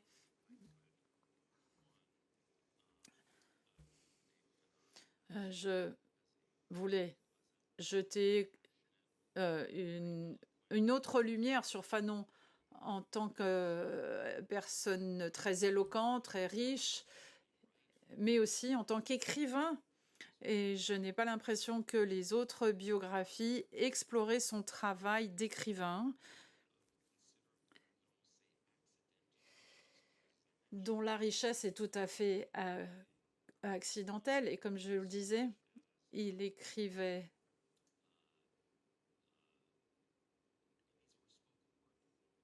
peu, parce qu'en fait, il dictait.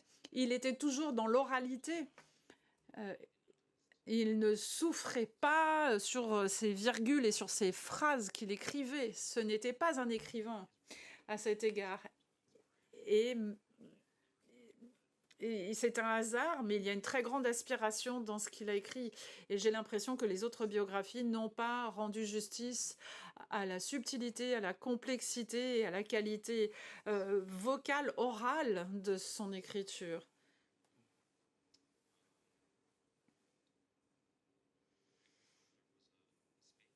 Et je pensais qu'il y avait de la place pour une autre biographie, un autre livre qui rendait justice à ces aspects de son existence. Si certains pensent que c'est une iconographie, c'est pas une hagiographie, c'est une biographie. Bon, malheureusement, je peux pas contrôler ce que j'ai écrit, mais c'est pas une hagiographie. brièvement évoqué là à l'instant la partie de la pratique médicale de Fanon en Tunisie. C'est-à-dire qu'il a commencé, vous avez beaucoup parlé de sa pratique en Algérie, qu'il a dû fuir à un moment. Mais la fin de sa vie, il est psychiatre en Tunisie et il soigne aussi les anciens combattants, du coup ceux du FLN qui se retrouvent à un moment sur le sol tunisien, pas très bien pris en charge par le gouvernement en exil, enfin de la future Algérie indépendante, quoi. Et je me demandais dans quelle mesure cette expérience-là, de la fin de sa vie avec les blessés de guerre de la guerre d'indépendance qui sont dans l'attente, dans ces camps en Tunisie, a pu influencer son dernier livre et sa vision ambiguë, inquiète au fond Yeah, de l'indépendance à yeah. venir. It's a great question. C'est une très bonne question. Je pense que vous faites référence aux les avertissements post-indépendance qu'il évoque dans Les damnés de la terre et la confiscation potentielle de ces énergies révolutionnaires par des personnes qu'il appelait la bourgeoisie nationale, qui défendaient leurs propres intérêts. Je ne suis pas certain. Je ne suis pas certain que ces préoccupations sur le destin de ces interactions, de ces insurrections anticoloniales étaient liées à la situation de ces combattants qui se trouvaient dans des camps d'entraînement en Tunisie et au Maroc.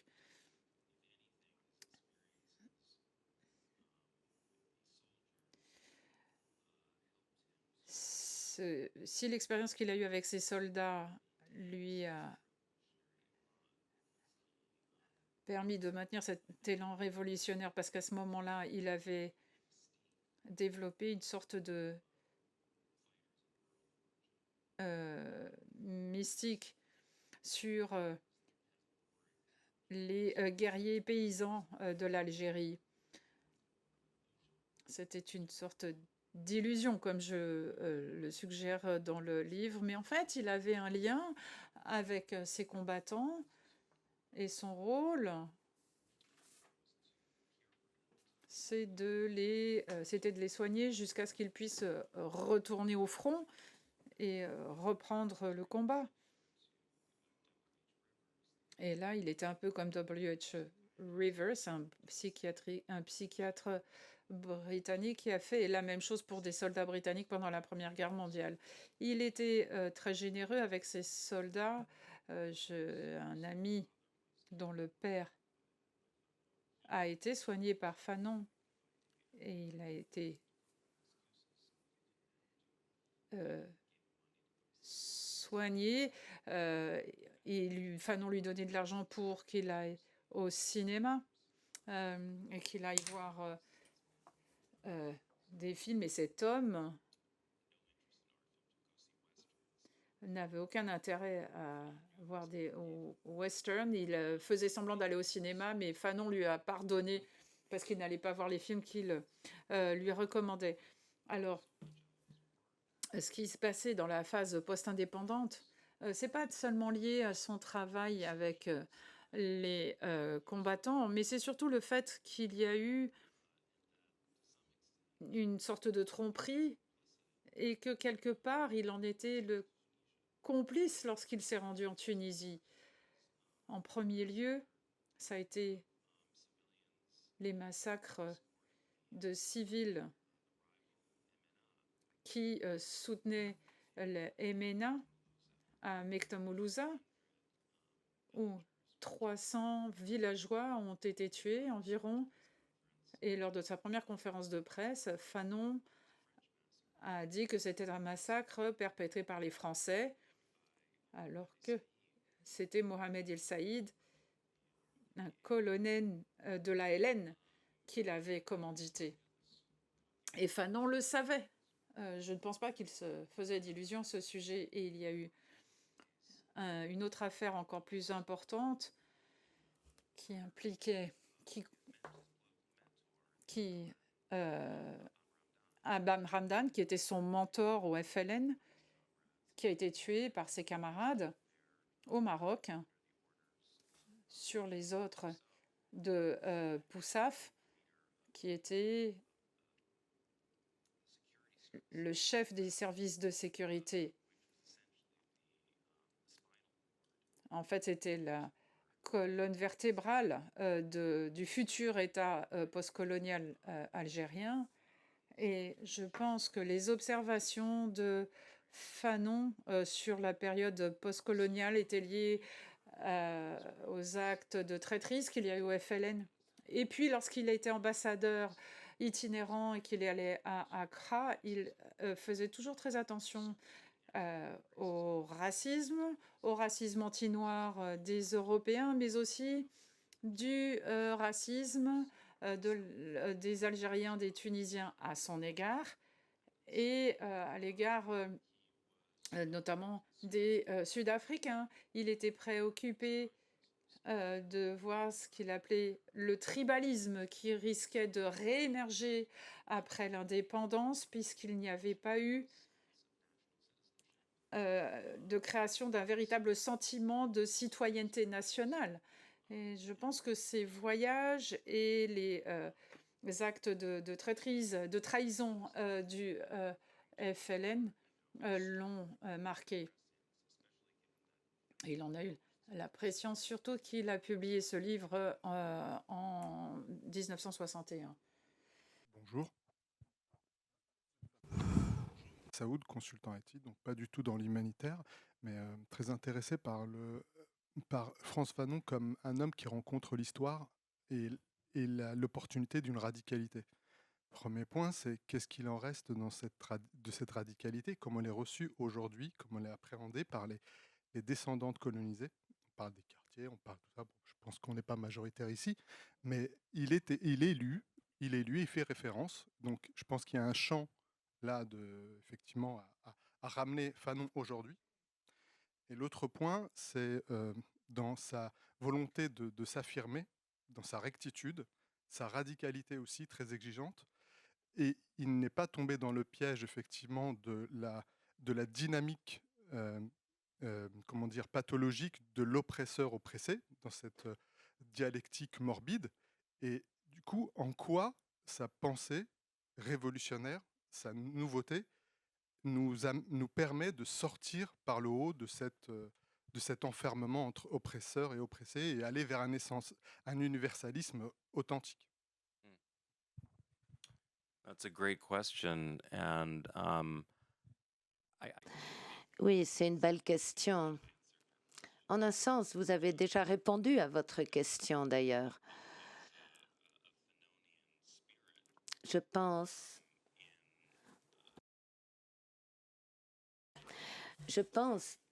qu'il reste quelque chose de Fanon dans les mouvements de la jeunesse d'aujourd'hui. Il reste quelque chose de Fanon, assurément, dans la culture que produisent ces jeunes. On l'a constaté au début du mouvement Black Lives Matter. C'était présent, ce fantôme de Fanon. On le voit aussi lors des mobilisations contre la guerre à Gaza. Vous savez, j'enseigne à Bard College. Je ne sais pas si c'est une université typique, mais en tout cas, j'ai vu des étudiants lire Les damnés de la terre alors qu'ils campaient avec leurs tentes devant les universités. Donc, ils en tirent quelque chose de cette lecture de Fanon.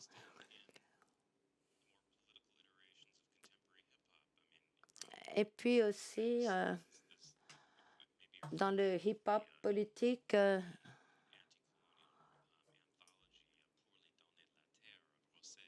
Rosset, pour les damnés de la terre, Clément Rosset.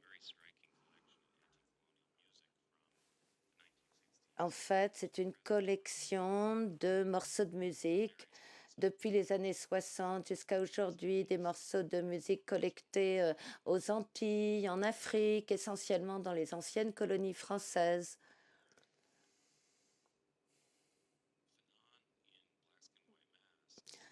Dans Peau noire, masque blanc, Fanon écrit que l'essence de l'esprit révolutionnaire, c'est le sceau de l'invention.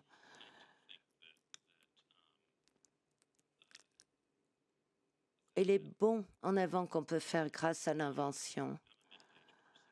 Vous savez, je suis un homme d'âge mûr, donc je ne peux pas prétendre représenter la jeunesse.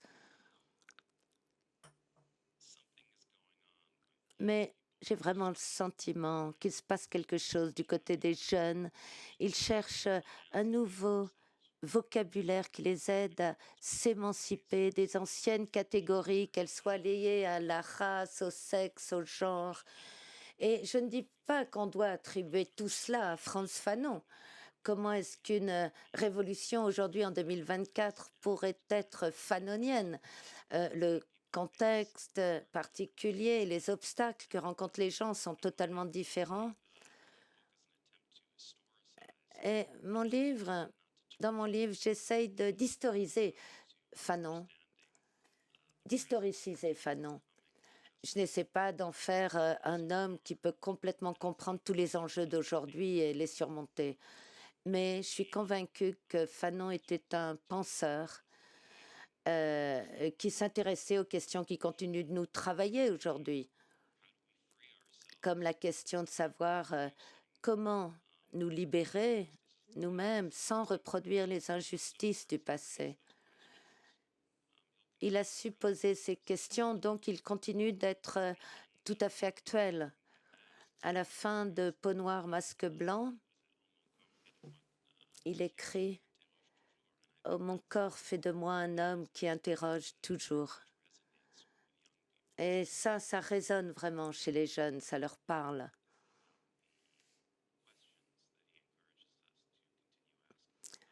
Il nous demande de continuer de nous poser ces questions. Il ne nous offre pas des solutions toutes prêtes. Par exemple, est-ce qu'on aimerait vivre dans un pays au parti unique, conduit par un parti révolutionnaire unique? Non, je ne crois plus que ce soit le cas. Corruption, découragement, tout cela, on peut y succomber en étant l'un de nos démocraties.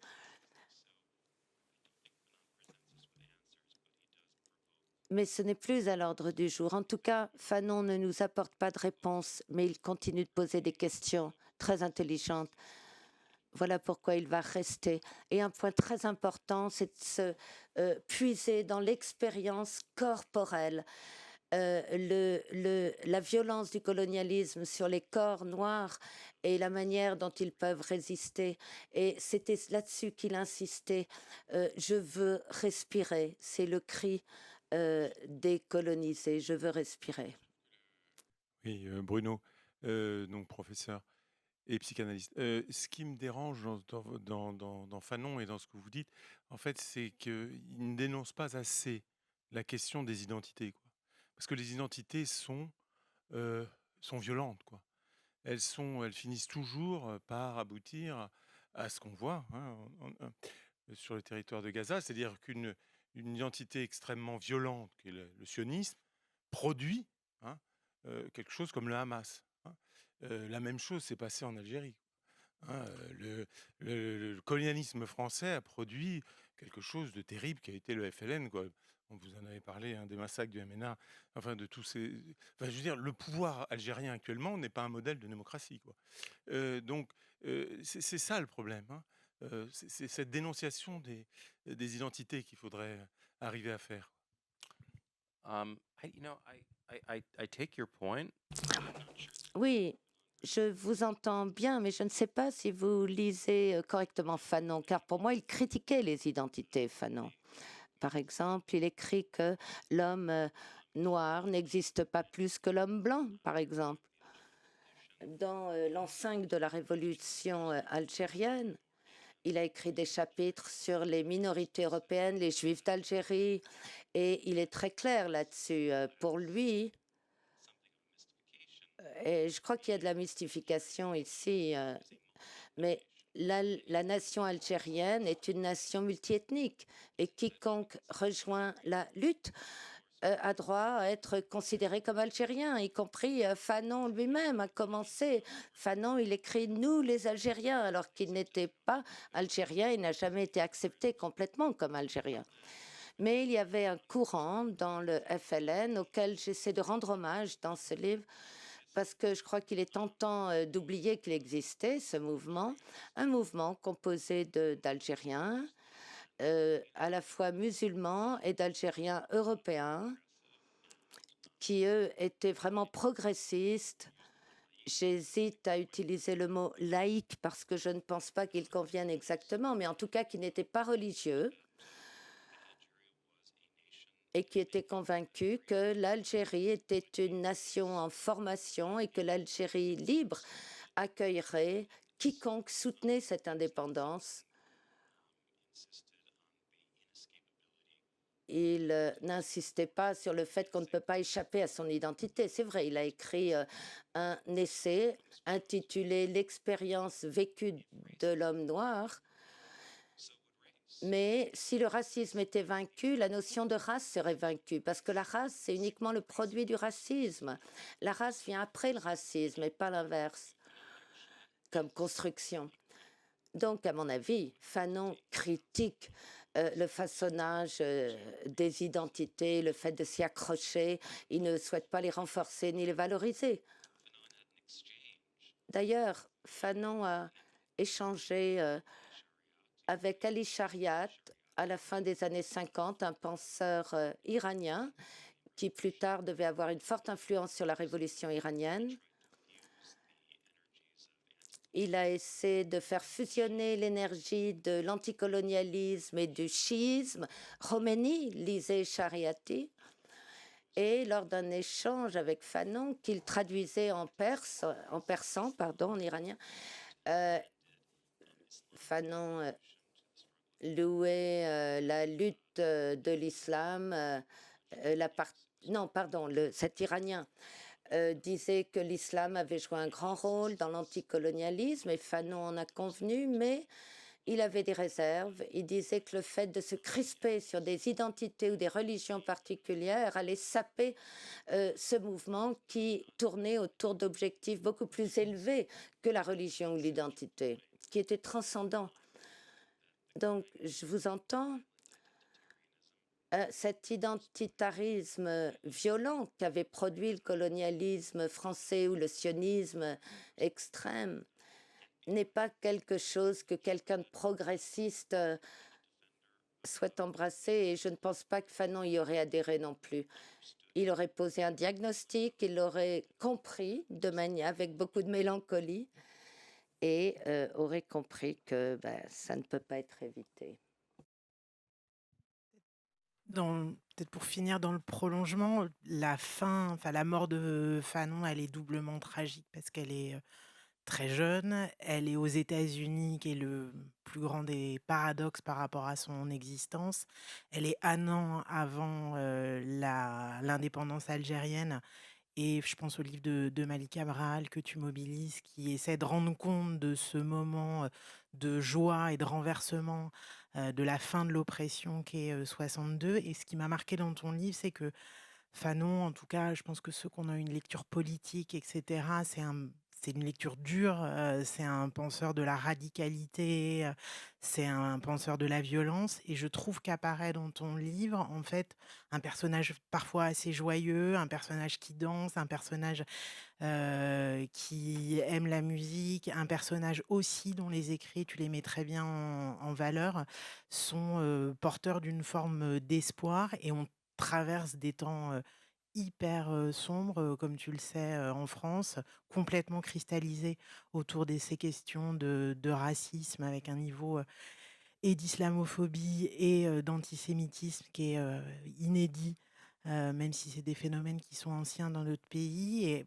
voilà, est-ce que peut-être pour finir, est-ce que tu peux nous dire qu'est-ce qu'il y a comme espoir à aller chercher dans Fanon? Parce que en tant que Français, on en a bien besoin.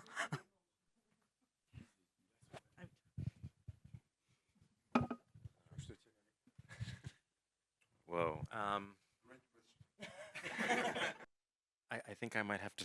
I think I might have to pass on that question. J'ai peur que je doive tirer un joker pour cette question. Joker. Bon, j'ai quelques talents, je crois, mais donner de l'espoir, je pense pas que ce soit mon fort. Mais enfin, j'aimerais quand même faire un petit commentaire. C'est pas une réponse à votre question, mais vous disiez qu'il y avait là un paradoxe. Il est mort aux États-Unis, qu'il appelait le pays des lyncheurs. C'est vrai, sa relation aux États-Unis n'était pas faite que de répudiation, de rejet, c'était plus ambigu que ça. Fanon se passionnait pour la littérature noire américaine.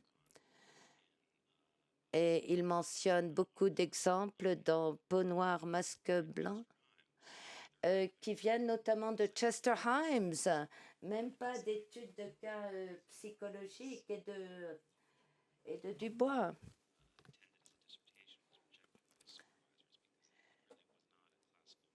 Mais on lui a dit qu'il avait écrit à partir de Chester Himes, études culturelles avant la lettre, et son papier a été rejeté parce qu'il n'était pas psychiatrique à proprement parler. Et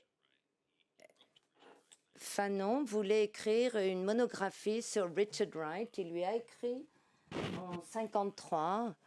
Il a loué son travail et disait espérer décrocher un entretien avec lui. Autant que je sache, Richard Wright n'a jamais répondu à Fanon. Et 6 ou 7 ans plus tard, dans El Mujahid,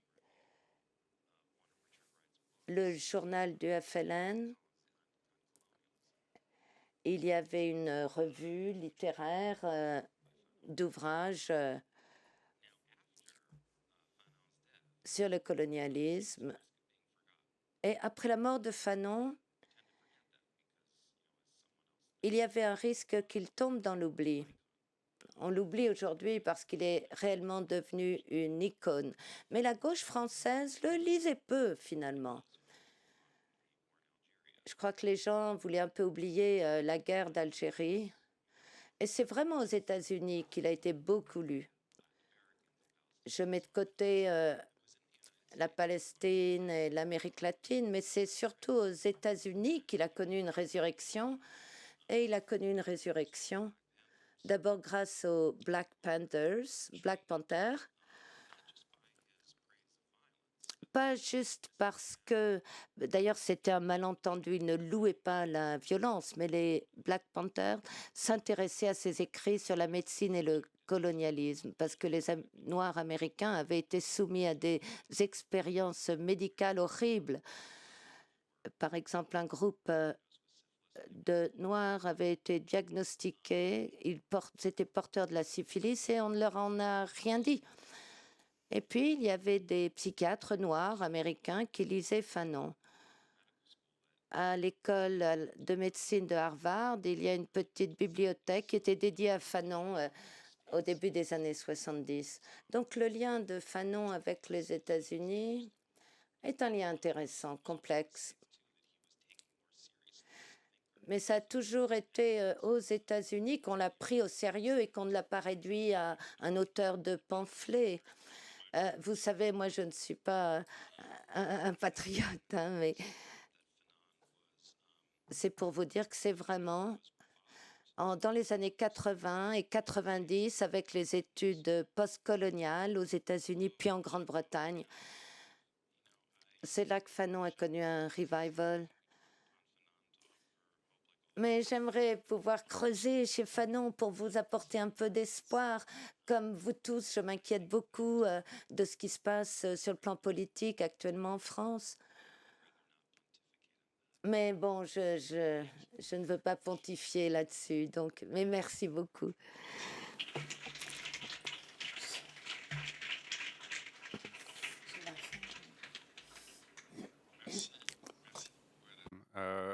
on a tous plein d'autres questions, vous, moi, Caroline, je suis sûr.